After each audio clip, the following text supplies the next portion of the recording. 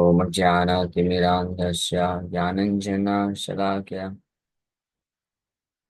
चक्षुरुन्मीलितं येन तस्मै श्रीगुरवे नमः। नमः ॐ विष्णुपादाय कृष्णप्रेष्ठाय भूतले श्रीमते भक्तिवेदान्तस्वामिनिति नामिने। नमस्ते सारस्वती देवे गौरवाणी प्रचारिणे निर्विशेष शून्यवादी पाश्चात्यदेशतारिणे नित्यानंद नमस्तुभ्यं प्रेमानंदप्रदायिने कलौ कल्मषनाशाय जानवापतये नमः। नमो महावदन्याय कृष्ण प्रेम प्रदायते कृष्णाय कृष्ण चैतन्य नामने गौरतुसे नमः। जय श्री कृष्ण चैतन्य प्रभु नित्यानंद श्री अद्वैत गदाधर श्रीवासादि गौर भक्त वृंद। हरे कृष्णा कृष्णा कृष्णा हरे हरे हरे राम राम राम हरे हरे। हरे कृष्णा। आप सभी भक्तों का हार्दिक स्वागत है आज के श्री चैतन्य चरितमृत से गौर कथा में। हम लोग चैतन्य चरितमृत आदि लीला चैप्टर 10 10वां अध्याय चालू किए थे कल। तो पहले श्लोक में श्रील कृष्णदास कविराज गोस्वामी चैतन्य महाप्रभु जी उन सभी भक्तों को प्रणाम कर रहे हैं जिनका आश्रय लेने से जो कुत्ता होता है, कुत्ता या जानवर भी होता है, उसका भी उद्धार हो जाता है, या कुत्ते या जानवर के जैसे प्रवृत्ति रखने वाले इंसान होते हैं, हाँ, वो भी उद्धार प्राप्त कर लेते हैं।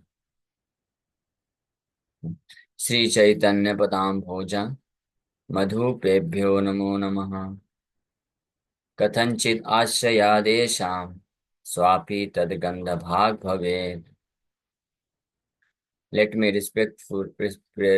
repeatedly offer my respectful obeisances unto the bee-like devotees who always taste the honey of the lotus feet of Sri Chaitanya, Lord Chaitanya Mahaprabhu.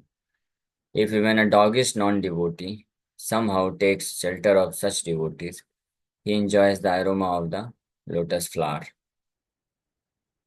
जो हम लोग कल चर्चा किए थे। जय जय श्री कृष्ण चैतन्य नित्यानंद जय द्वैत चंद्र जय गौर भक्त वृंदा। श्री कृष्ण चैतन्य महाप्रभु नित्यानंद प्रभु की जय हो, अद्वैत चंद्र और सभी गौर भक्त वृंद की जय हो। यही मालीराय वृक्षेर अकथ्य कथन ये सुना मुख्य साकार नाम विवरण। So the description of Lord Chaitanya as the garden and the tree is inconceivable. Ei malir ei vrikshera akathya kathan. Now hear with attention about the branches of this tree. So अभी तक पिछले अध्याय में Chaitanya Mahaprabhu as the gardener, as the tree, भक्ति कल्प वृक्ष के बारे में और माली चैतन्य माली के बारे में चर्चा की। उनकी क्या इच्छा है, क्या फल है, क्या आदेश है, ये सब वर्णन किए। अब बोल रहे हैं कि एवे सुना मुख्य शाखार नाम विवरण। अब इस चैतन्य वृक्ष के मेन मेन जो शाखाएं हैं, ब्रांचेस, उनका नाम सुनते चाहिए। चैतन्य गोसाईर्जता पारिषद छाया गुरु लघु भावतार नहाय निश्चय। The associates of Sri Chaitanya Mahaprabhu were many, but none of them should be considered lower or higher. This cannot be ascertained. तो चैतन्य महाप्रभु के अनेकों पार्षद हुए, असंख्य इनमेरेबल पार्षद, एसोसिएट्स, लेकिन उनमें से किसी को लघु, गुरु और लघु करके नहीं बताया जा सकता कि ये कम है, ये ज्यादा है। सबके अंदर कुछ ना कुछ यूनिक जो है, यूनिक भाव होता था जो उनको हाईएस्ट बना देता। इसलिए सब यूनिक डिवोशनल एटीट्यूड रखते हैं। तो इसलिए ये निश्चित कर पाना कि कौन छोटा है कौन बड़ा है, ये नहीं किया जा सकता। लेकिन फिर भी for the sake of describing, किसी को पहले डिस्क्राइब किया जाएगा, किसी को बाद में। बट लेकिन ये उनके लोअर और हायर हायरार्की के अनुसार नहीं रहेगा।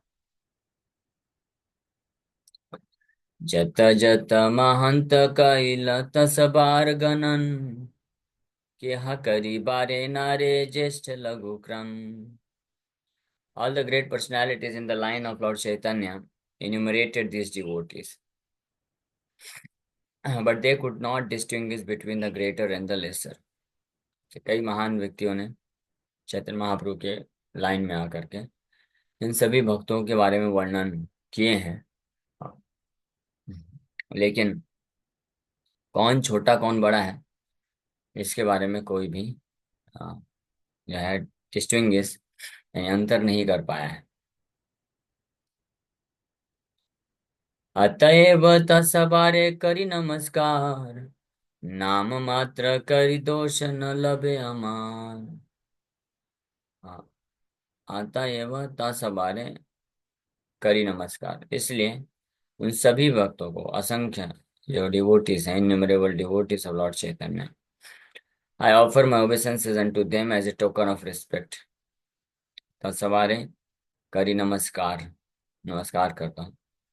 आई request them not to consider my offences, नाम मात्र करी दोष न लभे हमार। कि वर्णन करने जा रहे हैं तो अभी इतने सारे भक्त हैं चैतन्य महाप्रभु के, तो सबके बारे में, सब एक से एक महान भक्त हैं, सबके बारे में बहुत ज्यादा मात्रा में तो वर्णन नहीं किया जा सकता है। तो केवल कुछ एक के बारे में कुछ वर्णन करेंगे और किसी किसी का केवल नाम वर्णन कर देंगे और कई नाम भी छूट जाएंगे। हाँ, तो अपने आप को, अपनी कमी को महसूस करते हुए कि ये मेरी कमी है, या ग्रंथ लिखने में जो है एक बाधा होती है कि ग्रंथ बहुत विस्तार नहीं होना चाहिए, बहुत बड़ा नहीं होना चाहिए। तो इसलिए सब इन सब बातों को ध्यान में रख करके केवल नाम वर्णन करते जाएंगे, कुछ कुछ वर्णन करेंगे, क्रोनोलॉजिकल ऑर्डर भी कुछ होगा। तो इसलिए रिक्वेस्ट कर रहे हैं सबसे कि आप मेरे अपराधों को क्षमा कर दीजिएगा। I request them not to consider my offences. इसलिए पहले ही अतएव साता सवारे करी नमस्कार, नाम मात्र करी दोष न लबे हमार।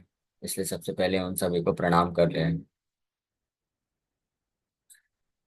वंदे श्री कृष्ण चैतन्य प्रेमामरतरो प्रियान्, साखा रूपान् भक्तगणान्, कृष्ण प्रेम फल प्रदान। I offer my obeisances to all the dear devotees of Sri Chaitanya Mahaprabhu, the eternal tree of love of God. I offer my respects to all the branches of the tree, the devotees of the Lord who distribute the fruit of love of Krishna। कि मैं सभी भगवान श्री चैतन्य महाप्रभु के सभी प्रिय भक्तों को नमस्कार करता हूँ। वो चैतन्य महाप्रभु जो कि eternal tree of love of God है, प्रे प्रेमामर तरो। चैतन्य महाप्रभु ही क्या है? प्रेम अमर तरो, eternal tree of love of God. प्रेम के अमर मतलब इटर्नल, प्रेम के वृक्ष हैं, भक्ति कल्प वृक्ष हैं। सो उनके सभी भक्तों को मैं प्रणाम करता हूँ। प्रियान, प्रियान मतलब दोज वर डिवोटीज, प्रिय है जो ऐसे भक्तों को, प्रियान, प्रियान जो है बहुवचन है। ऐसे अनेकों अनेकों प्रिय भक्त, चैतन्य महाप्रभु के प्रिय भक्तों को मैं प्रणाम करता हूँ, जो कि शाखा रूपान भक्त गणान, कृष्ण प्रेम फल प्रदान, जो शाखा के रूप में प्रकट हुए हैं चैतन्य वृक्ष में, आ, और जो कि भगवान कृष्ण के प्रेम फल को वितरण कर रहे हैं। So Sri Krishnadas Kaviraj Goswami sets the example of offering obeisances to all the preacher devotees of Lord Chaitanya without distinction as to higher and lower.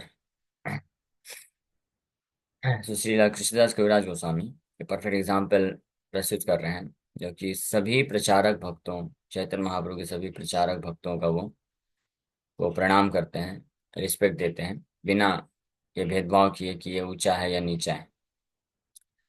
Unfortunately, at present, there are many foolish so-called devotees of Lord Chaitanya who make such distinctions. दुर्भाग्यवश, लेकिन प्रभुपाद जी बता रहे हैं उनके समय, प्रभुपाद जी के समय में ऐसे अनेकों many foolish so called devotees of Lord Chaitanya, अनेकों ऐसे मूर्ख फॉलोवर हुए चैतन्य महाप्रभु के, जो कि इस प्रकार का डिस्टिंक्शन करते हैं कि कोई एक पर्टिकुलर महान शुद्ध वैष्णव है तो उनको सम्मान देते हैं, लेकिन चैतन्य महाप्रभु के अगर कोई अन्य शुद्ध भक्त हैं तो उनको सम्मान नहीं देते हैं, डिस्टिंक्शन करते हैं कि ये तो अभी आए हैं, ये तो नए हैं, ये तो नया, ये तो अभी इतना इनका उम्र ज़्यादा नहीं, या ये ऐसे अनेकों प्रकार के मटेरियल कैलकुलेशन के बेस्ड बेस पे ऐसे करते हैं। प्रपोज एग्जाम्पल दे रहे हैं, for example the title Prabhupada is offered to a spiritual master, especially to a distinguished spiritual master, such as Srila Rupa Goswami Prabhupada, Srila Jiva Goswami Prabhupada, or Srila Bhakti Siddhanta Saraswati Goswami Prabhupada. So when our disciples similarly wanted to address their spiritual master as Prabhupada, some foolish people became envious, not considering the propaganda work of the Hare Krishna movement. Simply because these disciples addressed their spiritual master as Prabhupada, they became so envious that they formed a faction along with other such envious persons just to minimize the value of the Krishna consciousness movement. To chastise such fools, Krishnadas Kaviraj Goswami very frankly says, Keha kari bare nare jeshta laghu krama. Anyone who is a bona fide preacher of the cult of Sri Chaitanya Mahaprabhu must be respectful to the real devotees of Lord Chaitanya. One should not be envious, considering one preacher to be very great and another to be very lowly. This is a material distinction or material calculation. This is a material distinction and has no place on the platform of spiritual activities. Krishnadas Kaviraj Goswami therefore offers equal respect to all the preachers of the cult of Sri Chaitanya Mahaprabhu who are compared to the branches of the tree. So, यहाँ पे प्रभुपाद जी स्पष्ट वर्णन कर रहे हैं। श्री प्रभुपाद जो title है वो दिया जाता है ऐसे विशेष कुछ खास पार्षद को, शुद्ध भक्तों को, जिन्होंने कुछ बहुत ही एक्सट्रीमली डिस्टिंग्विश्ड तरीके से, अलग तरीके से, और या एक बड़े विशाल पैमाने में महाप्रभु चैतन्य महाप्रभु के मिशन को पूरा किया। जस्ट लाइक चैतन्य महाप्रभु के टाइम पे श्रील रूप गोस्वामी प्रभुपाद, क्योंकि रूप गोस्वामी श्री चैतन्य मनोभीष्टम स्थापितम जैन भूतले, चैतन्य महाप्रभु का जो अभीष्ट था उसको स्थापित किया है इस धरा जगत में, इस संसार में। कई ऐसे भक्ति संबंधित ग्रंथों की रचना किए, फाउंडेशन तैयार किए, इसलिए वो रूप गोस्वामी प्रभुपाद के नाम से जाने गए, प्रभुपाद टाइटल। तो प्रभुपाद का अर्थ क्या होता है? इसके दो अर्थ होते हैं। प्रभुपाद का अर्थ होता है कि ऐसे कोई ऐसा शुद्ध भक्त जो प्रभु मतलब भगवान, भगवान के चरण कमलों में पूर्ण आश्रय ले रखा है, उनको प्रभुपाद बोलते हैं। या इसका एक और मीनिंग होता है कि प्रभुपाद जिनके चरण कमलों में अनेकों शुद्ध भक्त आश्रय लिए हैं, इसलिए उनको प्रभुपाद बोलते हैं। तो जस्ट लाइक श्रील रूप गोस्वामी प्रभुपाद, तो गुरु गौड़ीय वैष्णव संप्रदाय में जितने भी महान आचार्य आए रूप गोस्वामी के बाद, जीव गोस्वामी से लेकर के जीव गोस्वामी, बलदेव विद्याभूषण, विश्वनाथ चक्रवर्ती ठाकुर, कृष्णदास कविराज गोस्वामी, फिर भक्ति विनोद ठाकुर, शिला भक्ति ठाकुर, तो ये सब शिला रूप गोस्वामी प्रभुपाद के चरण कमलों में आश्रय लिए।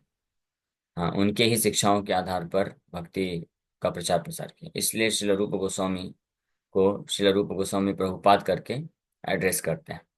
उसी प्रकार से वही कार्य को आगे फिर शिला जीव गोस्वामी प्रभुपाद भी आगे बढ़ाए, उन्होंने भी इस प्रकार से एक यूनिक कंट्रीब्यूशन दिया, इसलिए उनको भी प्रभुपाद करके कहते हैं। फिर लेटर ऑन बाद में आगे चल करके शिला भक्ति सिद्धांत सरस्वती गोस्वामी प्रभुपाद जो है, ये कृष्णा कॉन्शियसनेस मूवमेंट, कृष्ण भावनामृत आंदोलन को एक बहुत ही विस्तृत रूप प्रदान किए पूरे भारतवर्ष में, जो कि श्री चैतन्य महाप्रभु का जो मिशन है, उनके जाने के पश्चात 200 250 300 साल तक लगभग विलुप्ति के स्तर पे आ गया था, लुप्त होने लग गया था। उनके फॉलोवर्स तो थे, लेकिन सब सो कॉल्ड फॉलोवर्स थे।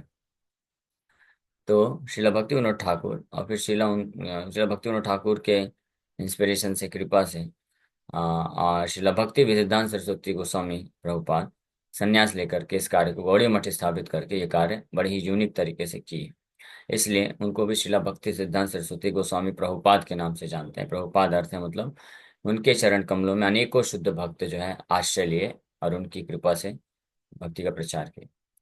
तो सिमिलरली, हाँ, when his divine grace AC भक्ति वेदांत स्वामी, हाँ, जब हिज डिवाइन ग्रेस अभय शरणारविंद भक्ति वेदांत स्वामी, जो शिला भक्ति सिद्धांत सरस्वती गोस्वामी प्रभुपाद के एक शिष्य हुए हैं, तो उनके आदेश पे पूरे विश्व में भ्रमण करके ऐसे अनेकों प्रकार के म्लेच्छ और यवन लोगों को भी कृष्ण भक्ति प्रदान की, उनको भी शुद्ध भक्त बनाए। तो ये भी एक यूनिक कंट्रीब्यूशन हुआ है पूरी हिस्ट्री में, जो और अन्य कोई नहीं कर पाया। तो इसलिए ये पूरी तरीके से प्रॉपर है कि हिज डिवाइन ग्रेस एसी भक्ति वेदांत स्वामी के उनके फॉलोवर्स, शिष्य और उनके फॉलोवर्स, उनको भी प्रभुपाद के रूप में एड्रेस कर सकते हैं। हाँ, क्योंकि प्रभुपाद करते हैं जिनके चरण कमलों में अनेकों शुद्ध भक्त आश्रय लेते हैं। तो शिला प्रभुपाद के अनेकों शिष्य हैं और भी फॉलोवर्स हैं जो शुद्ध भक्त हैं, उनके आश्रय ले रहे हैं, उनकी शिक्षाओं को पालन करके कृष्ण भक्ति आगे प्रचार कर रहे हैं। तो इसलिए बिल्कुल सही है उनके शिष्यों के बारे में। लेकिन जो जो कुछ गॉड ब्रदर्स, गुरु भाई ऐसे हुए जो इस चीज को सहन नहीं कर पाए ईर्ष्या के कारण। तो ईर्ष्या होने के कारण वो इस प्रकार से ऑब्जेक्शन किए कि प्रभुपाद का टाइटल केवल श्रीला भक्ति सिद्धांत सरस्वती महाराज के लिए यूज होना चाहिए, ये यूनिक है, आप यूज नहीं कर सकते हैं।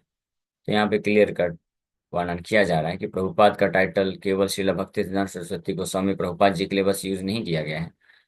रूप गोस्वामी, श्रीला रूप गोस्वामी से लेकर के उस लाइन में अनेकों महान आचार्य हुए जिन्होंने कुछ बहुत ही यूनिक कंट्रीब्यूशन दिया चैतन्य महाप्रभु के मिशन को प्रचार करने के लिए, उनके लिए प्रभुपाद का टाइटल इस्तेमाल किया गया है। तो इसलिए ये पूरी तरीके से सही है कि अगर हमारे शिला प्रभुपाद जी के जो भी फॉलोवर्स हैं, इस्कॉन के फॉलोवर्स हैं, वो प्रभुपाद को प्रभुपाद के टाइटल से यूज कर एड्रेस कर सकते हैं। लेकिन यहाँ पे कारण होता है। तो यहाँ पे कृष्णदास कविराज गोस्वामी यही शिक्षा दे रहे हैं कि मटेरियल डिस्टिंक्शन, मटेरियल कैलकुलेशन नहीं करना चाहिए। कि जो है कि केवल एक कोई कुछ पार्षद महाप्रभु के अत्यंत घनिष्ठ हैं, महान शुद्ध भक्त हैं, और कुछ जो है उतने लघु ज्येष्ठ करके नहीं देखना चाहिए। केवल ये देख करके किसी की अलग अलग प्रकार के भौतिक गणना के हिसाब से नहीं करना चाहिए। इस यहाँ पे भौतिक कोई भी भौतिक चीज पैरामीटर है, जैसे एज हो गया, समय हो गया, और इस प्रकार से मटेरियल, कौन सी जाति में जन्म लिए हैं, और कितना विद्वता है कि नहीं, ये सब पैरामीटर यूज नहीं करना चाहिए। वहाँ के शुद्ध भक्तों में कंपैरिजन करके, कंपैरिजन तुलना नहीं करना चाहिए सब पैरामीटर से। केवल एक ही पैरामीटर है कि कितनी मात्रा में वो श्री चैतन्य महाप्रभु के आदेश का पालन कर पा रहे हैं, यही एकमात्र पैरामीटर है। जिसलिए प्रभुपाद यहाँ पे कृष्णदास कविराज गोस्वामी सबको ये सचेत कर रहे हैं कि ज्येष्ठ लघु करके नहीं देखना चाहिए। हाँ, केहा करी वारे नारे ज्येष्ठ लघु क्रम, ये नहीं देखना चाहिए। और केवल इतना ही नहीं, इसके बाद फिर प्रभुपाद इस्कॉन में भी प्रभुपाद जी के जाने के बाद कुछ लोग ये मेंटेलिटी रख लिए कि केवल प्रभुपाद ही शुद्ध भक्त हैं और कोई शुद्ध भक्त नहीं बन सकता।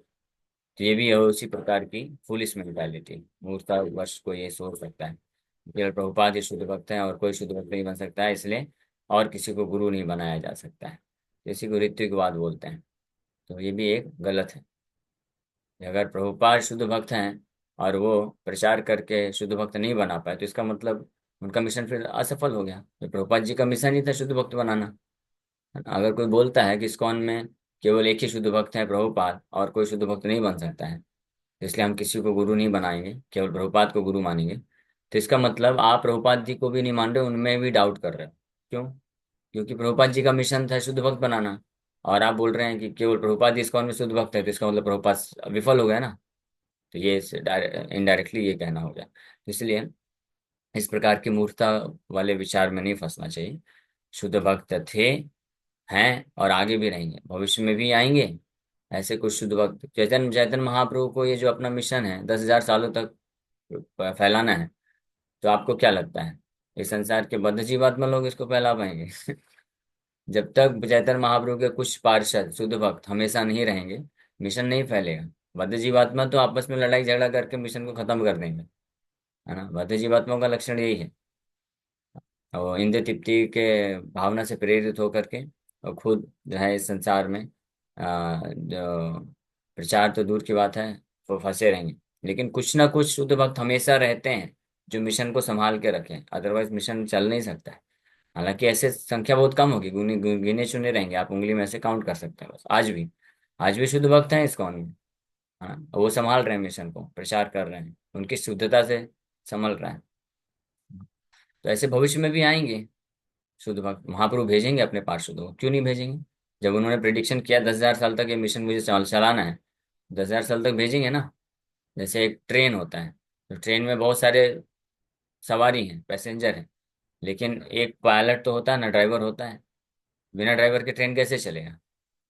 तो अगर ट्रेन का शेड्यूल बना है कि अगले 1 महीने तक ट्रेन चलने वाली है डेली, है ना, और हर दिन ड्राइवर चेंज होने वाला है, मान लीजिए ऐसा ऐसा हो, तो आप ये नहीं बोल सकते कि आज जो चला रहा है वही ड्राइवर है, अब अगले हर दिन जो आएंगे कोई ड्राइवर नहीं रहेगा, तो ट्रेन कैसे चलेगा। गवर्नमेंट, रेलवे मिनिस्ट्री अगर डिसाइड की है कि 1 महीने तक इसको स्पेशल ट्रेन चलाना है, जैसे प्रयागराज के लिए को बहुत सारी स्पेशल ट्रेन चली, तो 1 महीने के लिए अगर चलाना है, तो हर दिन वो जो है रेलवे मिनिस्ट्री मेक श्योर करेगी कि कम से कम उसमें 2 3 4 अच्छे एक्सपर्ट ड्राइवर हों, तभी तो चलेगा ना, नहीं तो फिर टूट जाएगा। तो इसी प्रकार से अगर महाप्रभु डिसाइड किए हैं कि 10,000 साल तक इस कॉन के मिशन को चलाना है, तो महाप्रभु ये भी मेक श्योर करेंगे कि हर समय कोई ना कोई शुद्ध भक्त रहना चाहिए मूवमेंट में, नहीं तो नहीं चलेगा। तो इसलिए हमेशा रहने वाला है, भविष्य में भी आने वाले हैं। और जब आएंगे तो जो, जैसे मान लीजिए मैं भी इस्कॉन में हूँ, मैं सीनियर हो गया, 20 साल हो गया, 15 30 साल हो गया रहते रहते, फिर मेरे सामने कल का कोई लड़का आएगा तो हो सकता है वो शुद्ध भक्त होगा, लेकिन मुझे क्या लगे, देखो इसको तो मैं प्रचार करके लाया, ये मैं भक्त बनाया, अभी देखो ऐसे ऐसे कर रहा है, ये बड़ा अपने आप को शुद्ध भक्त मानता है।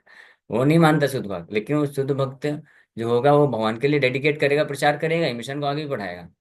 तो इसलिए प्रभुपाद जी हम सबको सचेत कर रहे हैं कि कभी मटेरियल कैलकुलेशन करके कि केवल जो पिछले युगों, पिछले समय में या सीनियर हैं, काफी सन्यासी महाराज हैं, केवल वही उनको ही शुद्ध भक्त मान करके प्रणाम करें, और बाकी जो नए लोग आते हैं अगर कोई सिंसियरली प्रचार कर रहा है तो उसको डिसरिस्पेक्ट, ऐसा नहीं करना चाहिए। सो equal respect to all the preachers of the cult of Sri Chaitanya Mahaprabhu who are compared to the branches of the tree. ISKCON is one of these branches and it should therefore be respected by all sincere devotees of Lord Chaitanya. ISKCON भी जो है चैतन्य tree का एक branch है, शाखा है। आगे आगे प्रभुपाद जी लिखेंगे, ISKCON जो है 43rd ब्रांच, 43वीं शाखा है, रूप गोस्वामी प्रभुपाद के मेन शाखा है, रूप गोस्वामी प्रभुपाद की। उस मेन शाखा में से ये 43वीं ISKCON एक शाखा है। इसलिए यहाँ ISKCON के भी प्रीचर्स को आज भी और आगे आने वाले 10,000 ईयर्स तक जो भी इस शुद्ध भाव से चैतन्य महाप्रभु के प्रचार के कार्य में लगेंगे, उनको उतना ही इक्वल रिस्पेक्ट देना चाहिए जितना हम रूप गोस्वामी प्रभुपाद को, श्रील भक्ति सरस्वती ठाकुर प्रभुपाद को देते हैं। दैट इज द मीनिंग यहाँ पे एक कविराज गोस्वामी वर्णन कर। ओके, हरे कृष्ण। किसी भक्त का कोई प्रश्न है पूछ सकते हैं। हरे कृष्ण। यस, पलक माता जी। हरे कृष्णा प्रभु जी। प्रभु जी, लेक्चर सुनते हैं तब तक तो ठीक है, फिर बाकी चीजें ऐसा होता है कि कुछ ना कुछ सेंटर में हो जाता है।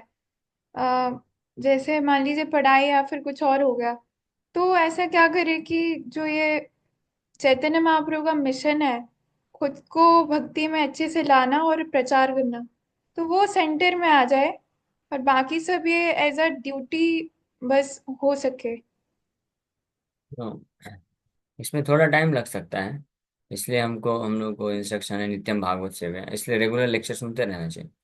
जितना हम जब जब जब लेक्चर सुनेंगे तो हमारी वापस से जो चेतना है वापस से लाइन में आ जाएगी। जब फिर से जब चेतना भौतिक होती है वापस, इसलिए सुनते रहना चाहिए।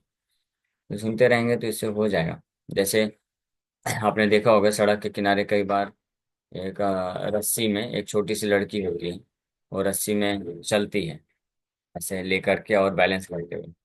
तो कभी कभी सीधे सीधे सीधे कोई नहीं चल सकता है, जब इस तरफ उसका बैलेंस गिरेगा तो फिर इस तरफ वेट लगाती है तो वापस आ जाती है। वैसे तो इधर जाए तो उधर, उसी प्रकार से जब भौतिक चेतना से प्रभावित हो तो इमीडिएटली आध्यात्मिक चेतना विकसित करने के लिए लेक्चर सुने, नाम जप करें। और फिर वापस से, क्योंकि पूरी तरह से भौतिक संसार को तो नहीं छोड़ सकते हैं, तो वापस से भौतिक कार्य फिर करना पड़ता है, कुछ ना कुछ पढ़ाई है, जॉब है, धंधा है, तो वापस से वो करें। नहीं, वापस से जब देखें कि भौतिक चेतना हो रही है तो फिर से इमीडिएटली स्विच कर दें। इसलिए लेक्चर हम लोग तो इतने सारे टाइम कर रहे हैं अलग अलग।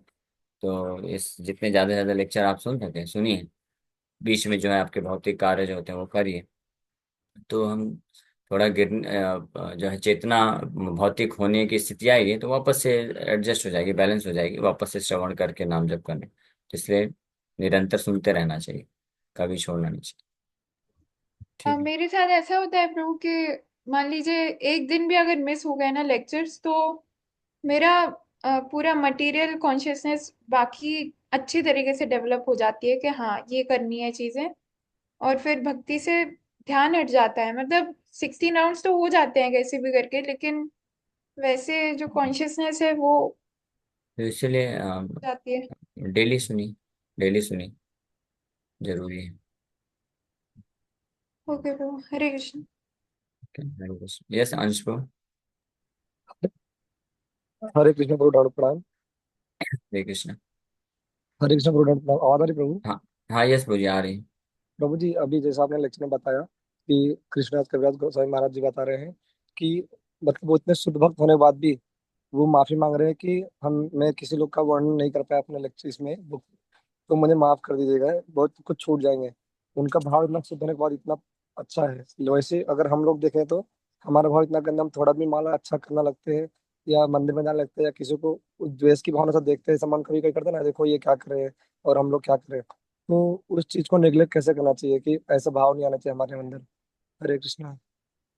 ऐसे ही हम जब कथा श्रवण करेंगे, जानेंगे कि जब वैसे हम इतने महान आचार्य हैं, वो भी इस प्रकार का विनम्रता का भाव रख रहे हैं और सभी भक्तों को पूर्ण रूप से सम्मान दे रहे हैं, तो हमको भी प्रेरणा मिलेगी कि जब इतने महान आचार्य होकर के इतने विनम्रता का भाव रख सकते हैं, तो हम तो फिर हम किस खेत की मूली हैं। हमको भी रखना चाहिए, सबको सम्मान देना चाहिए। ऐसे भक्ति विनोद ठाकुर कितने भजन में लिखते हैं, और देवकी नंदन दास ठाकुर यहाँ तक बोलते हैं कि गौरंग महाप्रभु के जो पार्षद पहले थे, हैं, और भविष्य में भी जो आने वाले हैं, उन सबके चरण कमलों में मैं प्रणाम करता हूँ।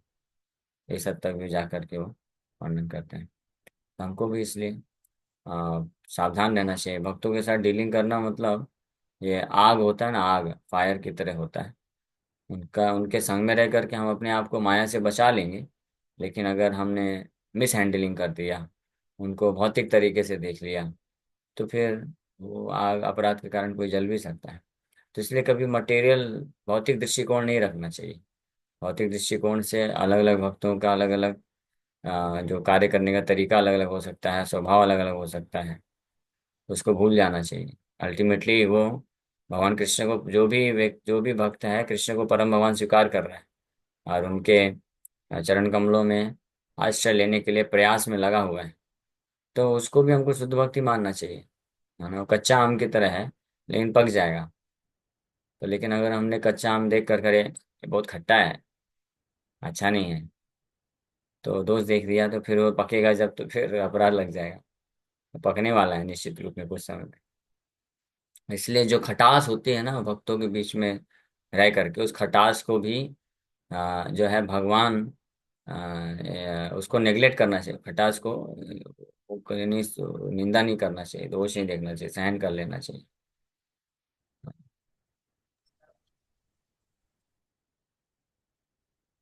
ठीक है। जी प्रभु, हरे कृष्णा।